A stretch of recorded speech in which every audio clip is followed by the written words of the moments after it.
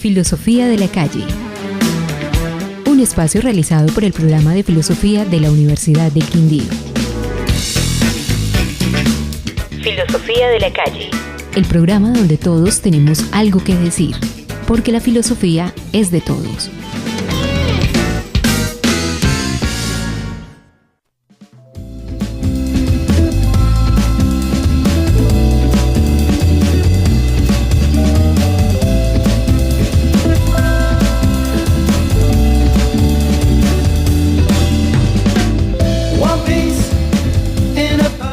Buenos días, oyentes de la UFM. Soy Jairo Cardona, profesor del programa de Filosofía de la Universidad del Quindío, y les doy la bienvenida a Filosofía de la Calle, el programa donde todos tienen algo que decir, porque la filosofía es de todos.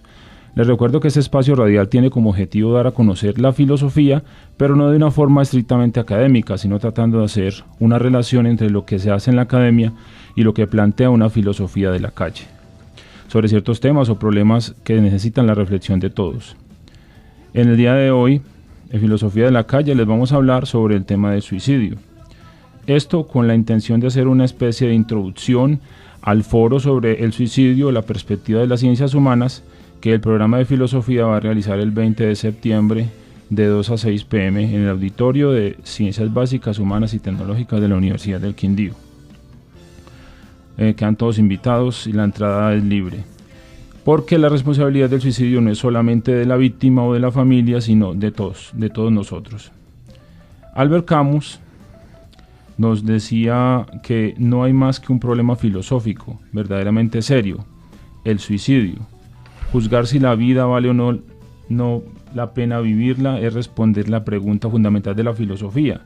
Las demás, si el mundo tiene 3 dimensiones, si el espíritu tiene 9 o 12 categorías, si vienen a continuación, pensaríamos entonces que es un llamado indiscutible a los filósofos y a las ciencias humanas en general a tratar de comprender este tema que durante toda la historia de la humanidad ha dejado un rastro de enigmas, estigmas, persecuciones, excomuniones, encierros, vergüenzas y hasta procesos judiciales en contra de los muertos. En esta ocasión pretendemos primero charlar un poco sobre la ola de suicidios que de nuevo se toma el Quindío, que en 2016 llama más de 20 casos reportados por la prensa. ¿Qué se ha hecho? ¿Quiénes están autorizados para hablar de este tema? ¿Por qué está casi prohibido para otras disciplinas aportar en la reflexión de estos temas? De igual forma se busca explicar desde diferentes autores cómo puede ser posible que alguien pueda pensar en quitarse la vida. Es decir, cuál es su motivación y cuáles pueden ser las causas de esa motivación. Hoy nos encontramos con el profesor Óscar Iglesias. Bienvenido, profesor. Profesor Jairo, muy amable por su invitación y estamos aquí, en fin, para que podamos hablar un poco sobre ese tema tan interesante que usted ha convocado. Sí, hablemos un poco entonces sobre lo que está sucediendo en el Quindío.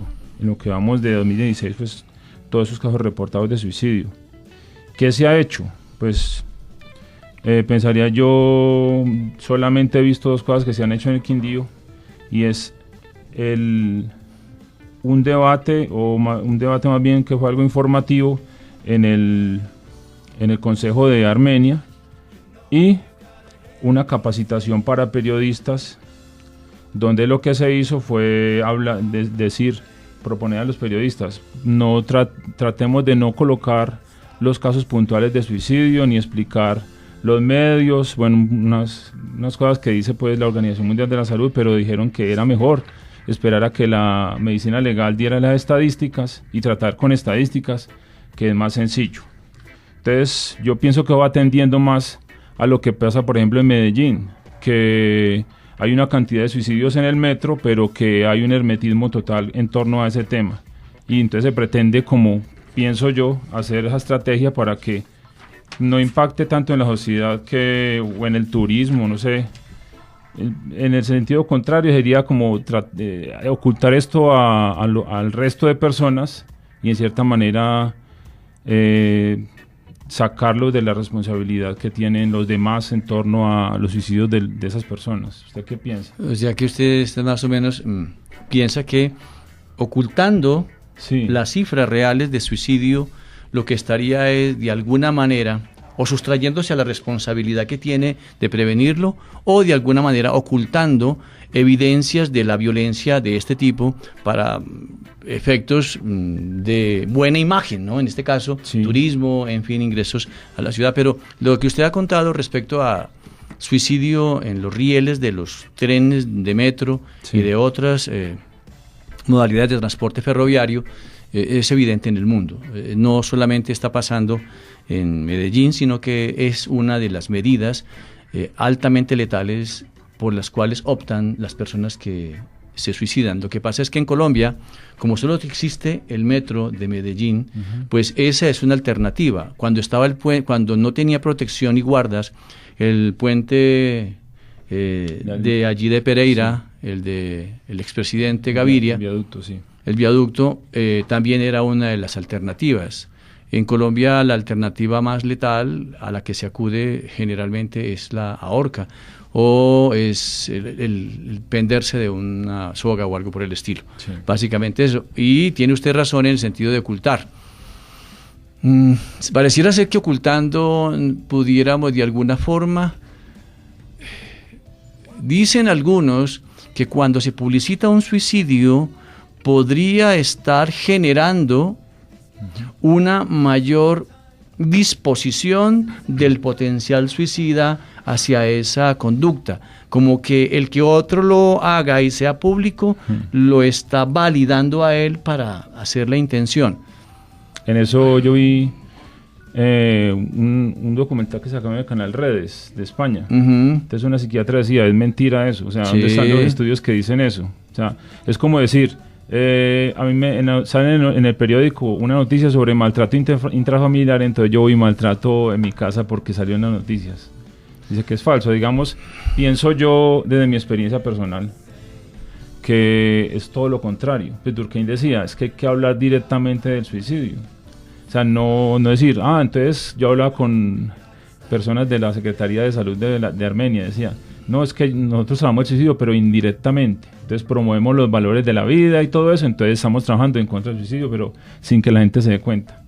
Y yo pienso que es todo lo contrario, o sea, en la medida que yo he tenido la oportunidad de estar muy cerca pues de personas que familiares o así que o se han suicidado o han tenido pues ideación, entonces después, como dice Cioran, el filósofo Cioran dice, cuando usted entra en contacto con ese sentimiento de suicidio, digamos, ¿cierto? Sí. Así lo nombra él, usted ya no ve las cosas de la misma manera. O sea, cuando una persona, pero yo digo que tiene mucho valor si se crearan grupos de apoyo a los sobrevivientes, ¿cierto? Porque es gente que ha experimentado, familiares o gente que ha sobrevivido y de verdad saben qué es lo que sufre la persona que se suicida. O sea, digamos que tiene la facilidad de poder estar como en, ¿cómo se dice? Como en el cara a cara con la realidad del otro, ¿no? Conocen la realidad del otro, sí. O sea, los grupos de autoapoyo, diríamos nosotros. Sí. Yo sí pienso que ocultar las cosas es más bien político. Claro, sí. Pero no es salud pública. Ha habido, y lo que usted refería de Redes, el programa de Redes de la Radio Televisión Española, que dirige Eduardo Ponset, sí. Ahí sí, se piden evidencias. Lo que pasa es que la prensa, de alguna u otra manera, comienza a tener una atención mayor cuando algún personaje destacado, bien sea del arte como Robin Williams, por ejemplo. Sí, como Robin Williams, inmediatamente comienzan a buscar evidenciado el hecho, publicitado el hecho, comienzan a buscar evidencias de los suicidios cercanos, ¿sí? al de Robin Williams. Pero si uno mira estadísticamente, no se encuentran cifras que evidencien una elevada tasa o que evidencie un aumento significativo en los suicidios alrededor del sujeto. Los suicidios siguen presentándose de manera igual. O sea, cada 30 segundos un suicidio en el mundo y ya está.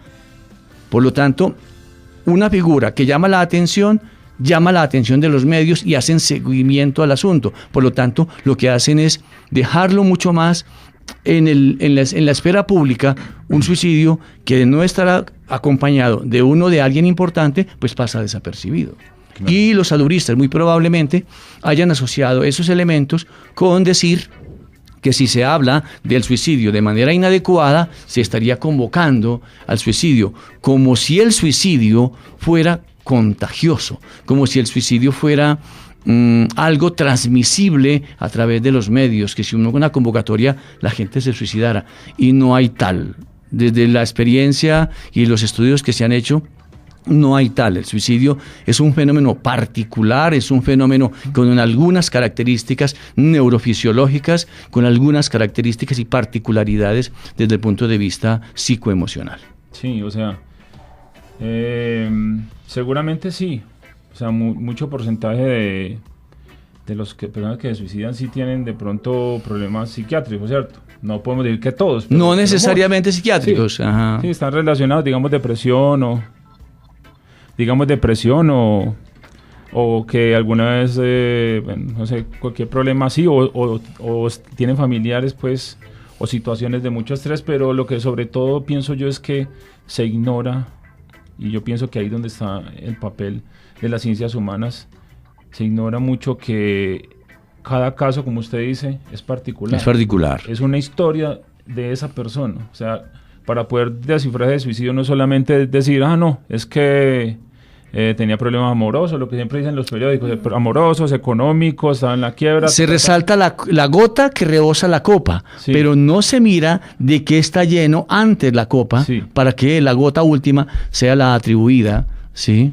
Sí, es todo, digamos, es toda esa historia que hay de la persona. Entonces ese abordaje no lo hacen las ciencias de la salud mental. Simplemente ellos se refieren al caso puntual o al evento que sacó, digamos, a la persona de la normalidad y lo llevó pues a eso.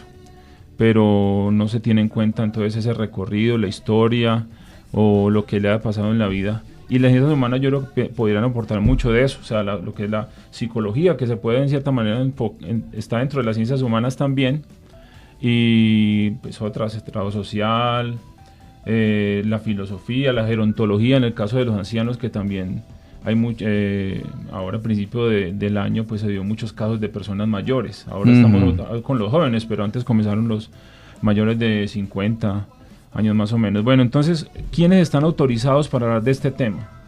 Por ejemplo, lo que me dijeron fue que la Secretaría Departamental, eso es lo que dijeron en el debate en la alcaldía de Armenia, y lo que me dijeron en la gobernación.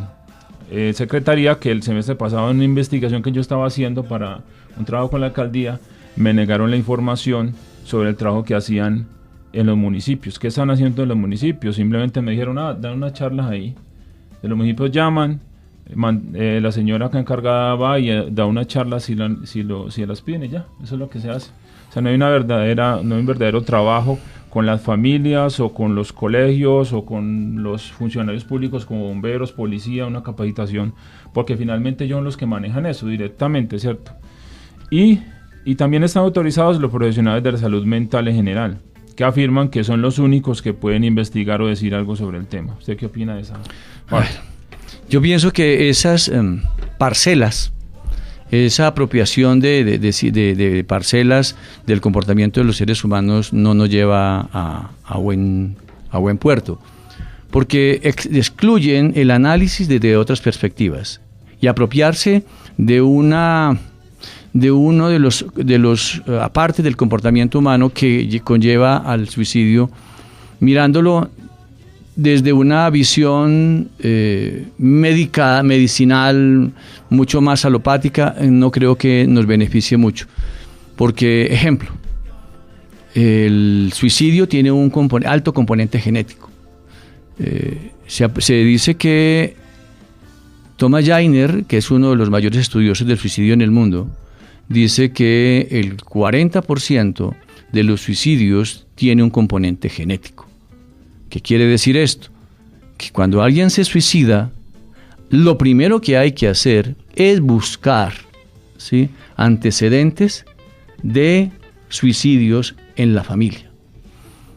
Pero, a su vez, las autoridades de salud antes que llegue el suicidio, podrían comenzar a detectar tempranamente una ideación o intención suicida.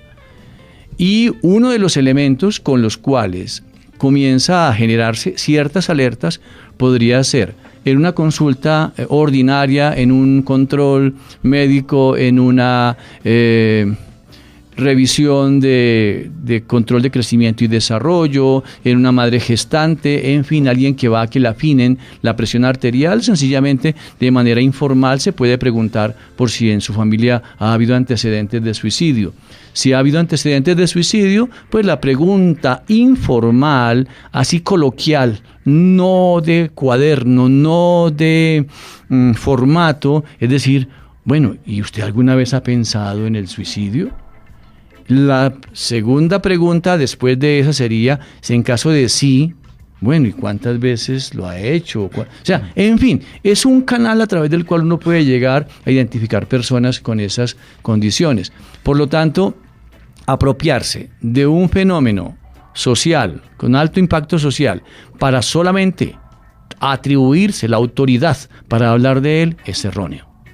Muy erróneo, porque entonces se van perdiendo los otros aspectos que nutrirían la evidencia de factores asociados que a veces no son tenidos en cuenta por la medicina.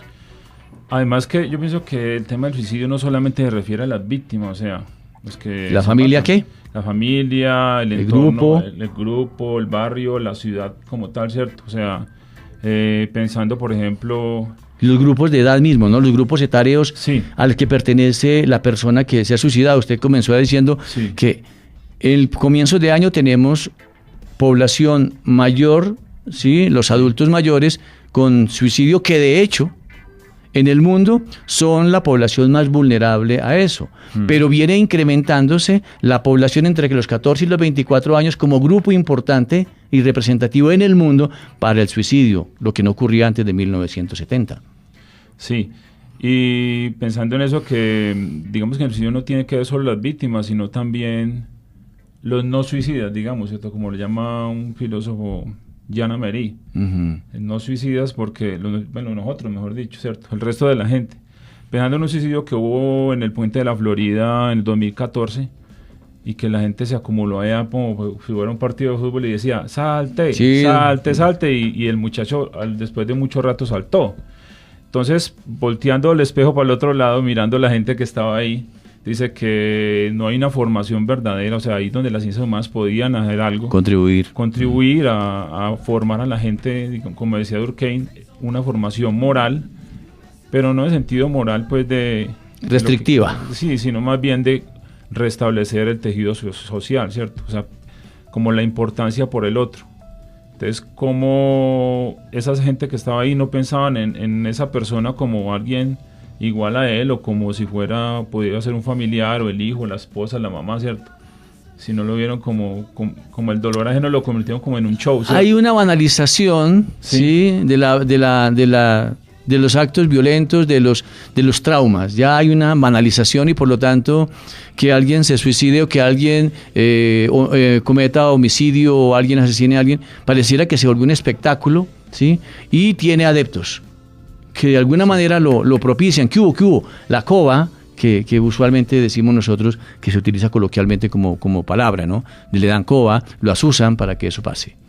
Sí, entonces yo pienso que si se hiciera algo, pues, digamos, importante a manera de prevención, yo creo que tendría los dos lados, ¿cierto? Una manera en que la salud mental seguramente trabaje con los que están medicando, están en tratamiento, y otro lado diferente que sería el de las ciencias, de la educación o de las ciencias humanas, formar a esas personas para tratar de ser como un apoyo para eso, para los otros, ¿cierto? Para los que están afectados. Sin embargo, yo no sé, profesor Jairo, sí, a mí me dejó muy conmovido y me plantó un reto, una vez una pregunta de un niño que tendría más o menos unos 13 años.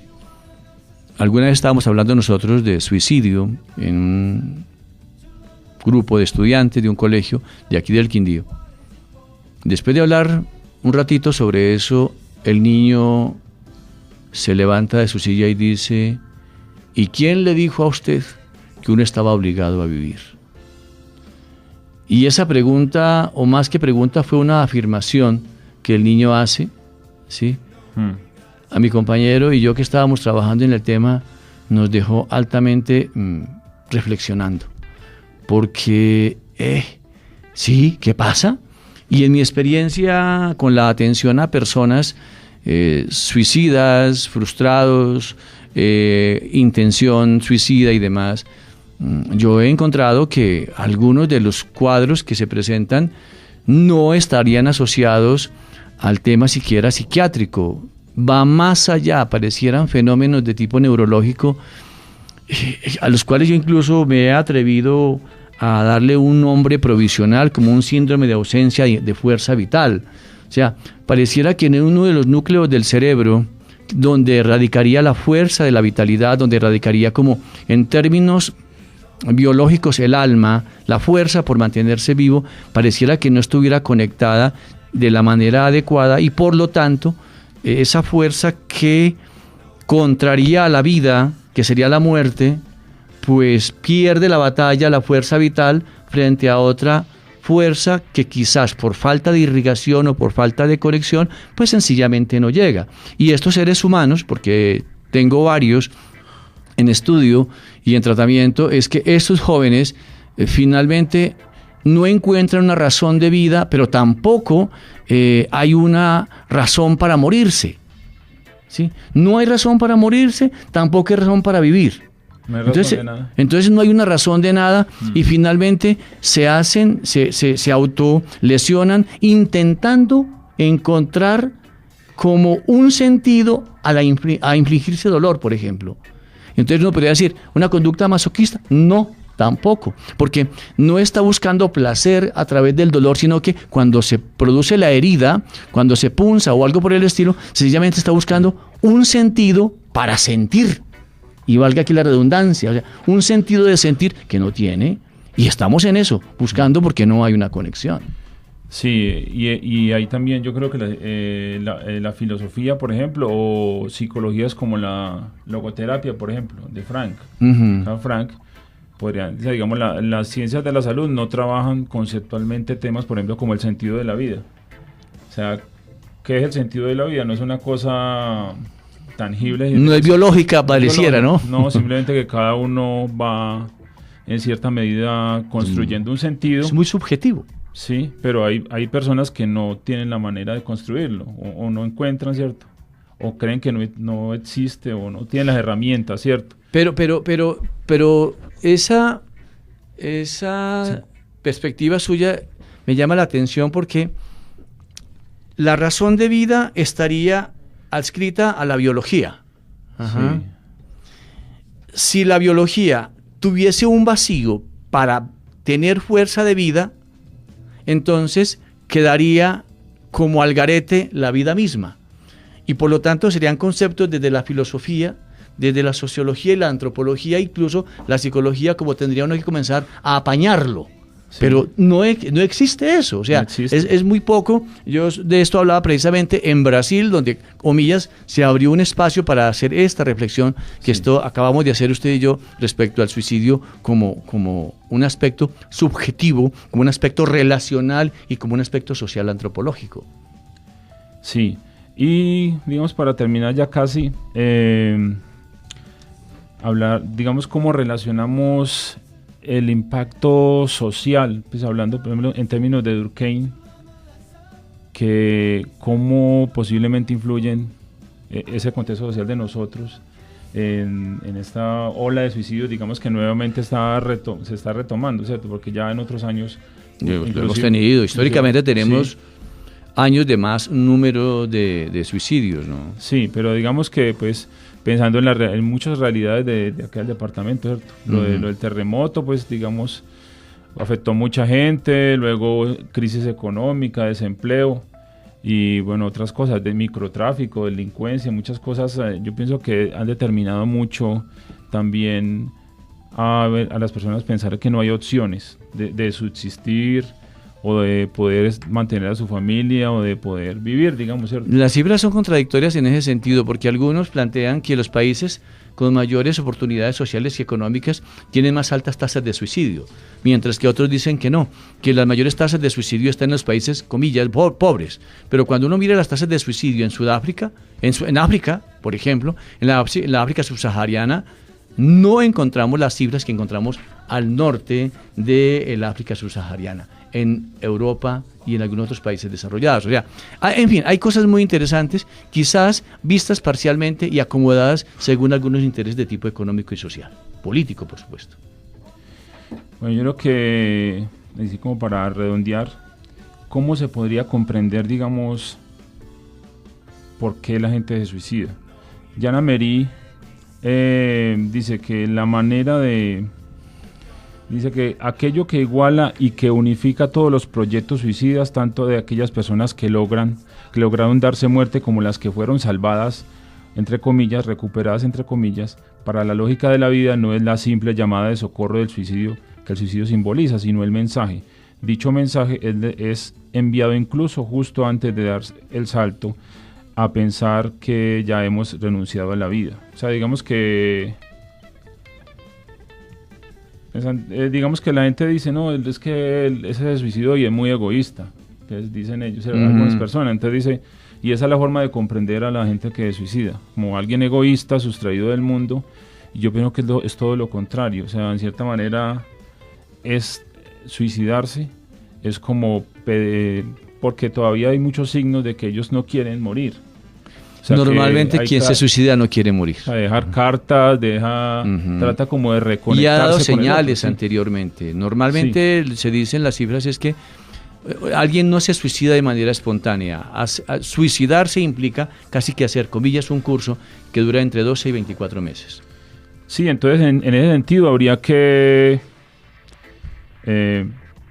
para tratar de, como dice acá él, si queremos llegar a entender la realidad del fenómeno suicida, tenemos que dejarnos envolver por el absurdo y por la contradicción. O sea, para entender en cierta medida, o sea, es muy, muy grande el espacio o la tarea de comprender este tema del suicidio en esas personas, es tratar de pensar irracionalmente, digamos, ¿cierto? Fuera del contexto que nosotros tenemos.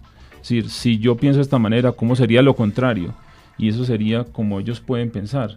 Esa necesidad de no poder aguantar lo que están viviendo, ¿cierto? Sí, yo pienso que si hay algo que está imbuido por el error fundamental de atribución, sí, es el suicidio. Y no nos dejan las ramas, no nos dejan ver el bosque. Y muy probablemente por eso el énfasis que usted hacía al comienzo de la necesidad de que otras disciplinas entren en este escenario a plantearse reflexiones en torno al suicidio. Yo sí pienso que el suicidio o sea, el previo suicidio al acto como tal, en mi experiencia y en mi búsqueda de los casos, ahondando en ellos, es una especie de trance. Yo estoy por afirmar que el que se suicida no se da cuenta que murió. Porque entra en una especie como de vacío racional, vacío emocional, queda como una burbuja que finalmente cae sobre el acto letal que sencillamente le extingue la vida. No se dio cuenta. Por lo tanto, eso amerita mucho más análisis, estudios e investigaciones. Bueno, profesor Oscar, muchas gracias por habernos acompañado en el día de hoy en el programa y para poder discutir este tema del suicidio. Ya nos encontramos posiblemente en otra oportunidad. Profesor Jairo, con mucho gusto y muy amable por su invitación, y pienso que estos espacios son los que realmente permitirán que la gente reflexione en torno a un fenómeno que por un lado es tabudizado, pero por la otra es también desmitificado, ¿no? O sea, socialmente se desmitifica, se banaliza, pero por el otro lado las autoridades inocentemente están tratando de ocultarlo cuando se sale por las paredes sociales. Sí, es cierto. Bueno, si desean información sobre los eventos del programa de filosofía, pueden llamar al teléfono 735-9341 o pueden visitarnos en nuestra página de Facebook y en nuestro canal de YouTube. Ambos se encuentran como Programa de Filosofía Universidad del Quindío.